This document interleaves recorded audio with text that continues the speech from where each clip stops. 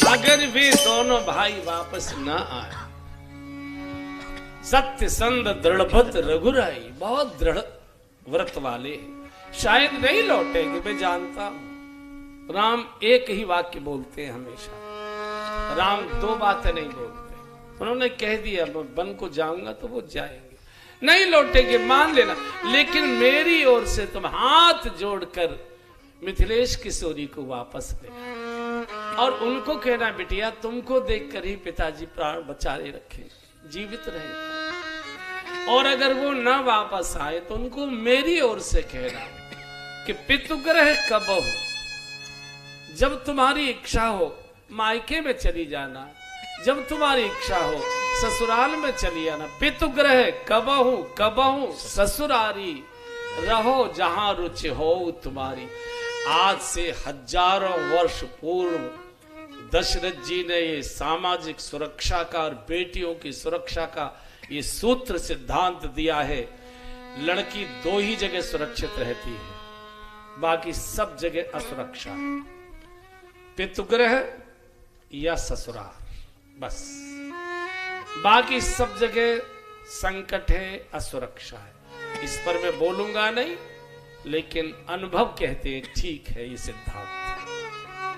पिता के घर में बिटिया सुरक्षित है या तो ससुराल में सुरक्षित है, बाकी तो नाजुक विषय है, यही मैं उसको छोड़ता हूं।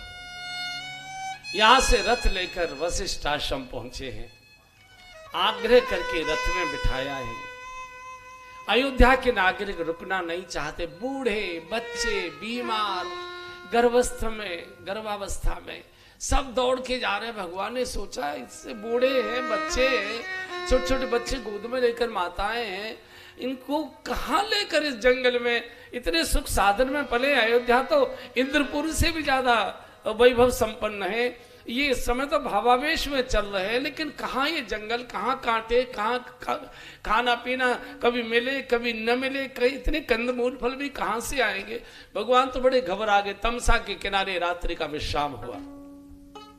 कुछ भगवान की माया, कुछ बेचारे दिन भर के जगे हुए रोए हुए, रात भर के जगे दिन भर के रोए, भूखे प्यासे, किसी ने सवेरे की चाय भी नहीं पी थी, हाहाकार मचा था।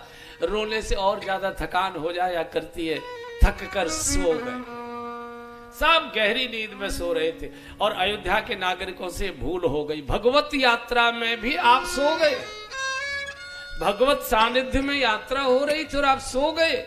और शास्त्र क्या कहता है, जो सोवत है सो खोवत है, जो सोवत है सो खोवत है, जो जागत है सो पावत है, जो जागत है सो पावत है।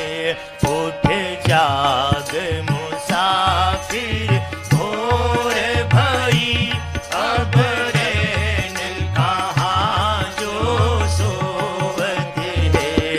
उठ जाग मुसाफिर भोर भई, अब रैन कहाँ जो सोवत है।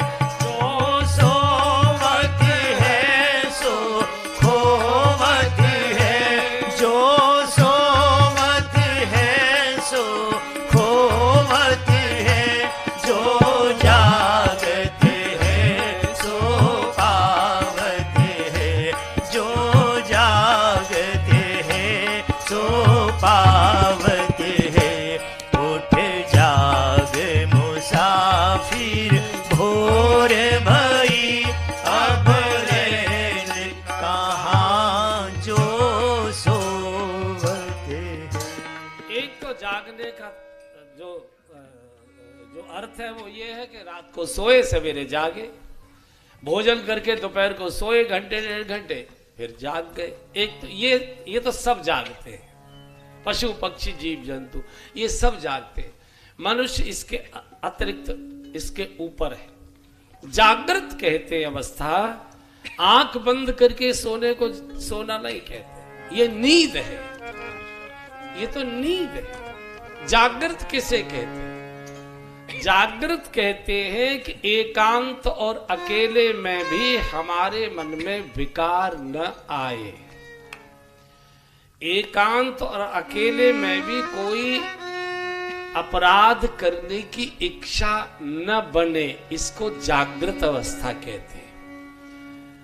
पुलिस का सिपाही खड़ा है चौराहे पर, तब हम चक्कर काट कर जा रहे हैं, ये तो कोई भी करेगा, ये तो पशु भी जब डंडा देख लेता है तो वो भी सीधा रास्ते पर चलता है, कोई नहीं खड़ा है फिर भी हम गोल चक्कर का पूरा चक्कर लगाकर जा रहे हैं, ये जागृत अवस्था है।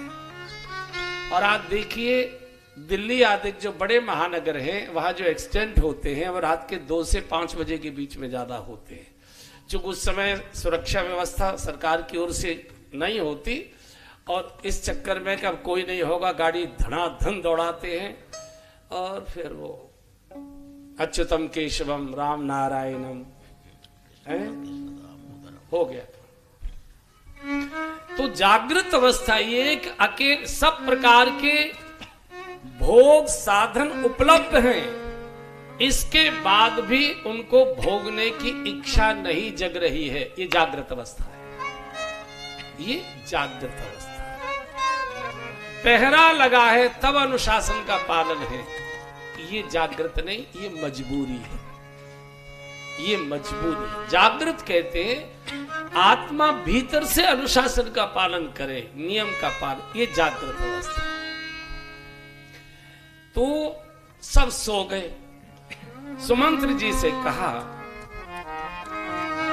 और देखो मंत्री तो सुमंत्र ही होना चाहिए, मंत्री कुमंत्र नहीं चाहिए जो गलत प्रेरणा दे के अरे दुनिया चलती है ऐसे ही चलेगा, कलयुग में सतयुग का जैसा कैसे चलेगा, मंत्री सुमंत्र चाहिए। और लखनऊ के लिए तो बहुत आवश्यक है, मंत्री सुमंत्र चाहिए, सु चाहिए, कु नहीं चाहिए। तो भगवान ने कहा सुमंत्र जी इस समय सब सो रहे हैं, चुपचाप लो, खोज मार रथा गौता, सवेरे जागेंगे, थोड़ा बहुत रोएंगे, पीटेंगे, हाहाकार करेंगे, लौटकर कम से कम 14 साल तो घर में आराम से रह लेंगे। इन बुजुर्गों को, बच्चों को, महिलाओं को कहां लेकर ढूंढ चलेंगे हम जंगल में, और सबको सोता छोड़कर चले गए। जब सो रहे, भगवान साथ है और सो रहे हो, जो सोबत है सो खोबत है। और यहां से चलते चलते गंगा के किनारे पहुंचे। गंगा के किनारे बहुत छोटा सा झोंपड़ियों का एक माजरा, हमारे पश्चिमों से नगला कहते हैं या माजरा कहते होंगे, छोटा सा जो गांव होता है 10-20-50-100 घरों का माजरा, क्या कहते हैं यहाँ भाऊ जी, क्या कहते हैं? माजरे कहते हैं। माजरे के और भी अर्थ हैं, क्या माजरा है भाई, है ना? तो वहां कुछ और भी माजरे होते हैं।